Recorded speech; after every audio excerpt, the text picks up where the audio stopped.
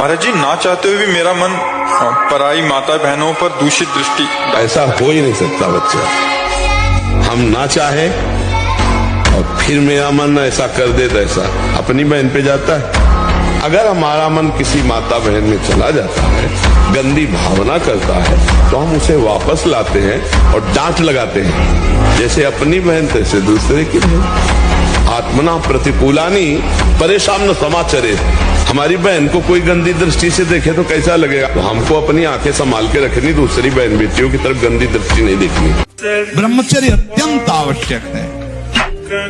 नींद पर काबू पाने के लिए, शरीर पर शासन करने के लिए, मन पर शासन करने के लिए, दिव्य आनंद का अनुभव करने के लिए ब्रह्मचर्य नींव है, नींव।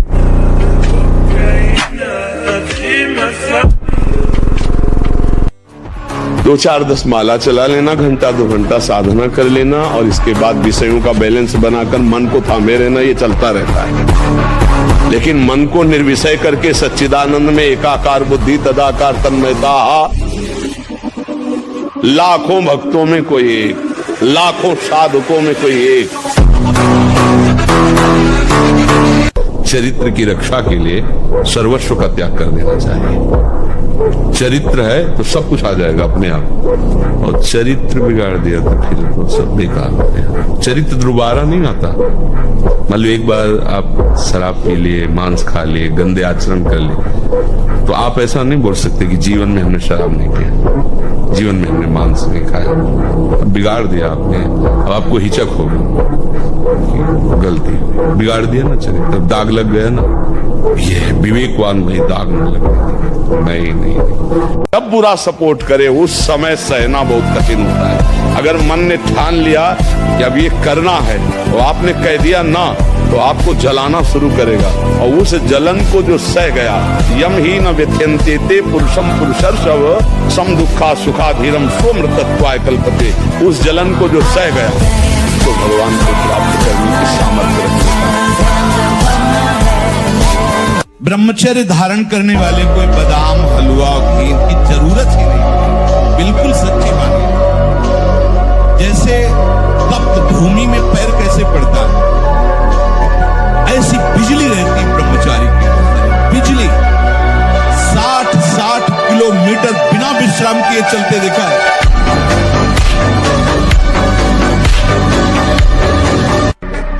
मर जाऊंगा पर गलत नहीं करूंगा।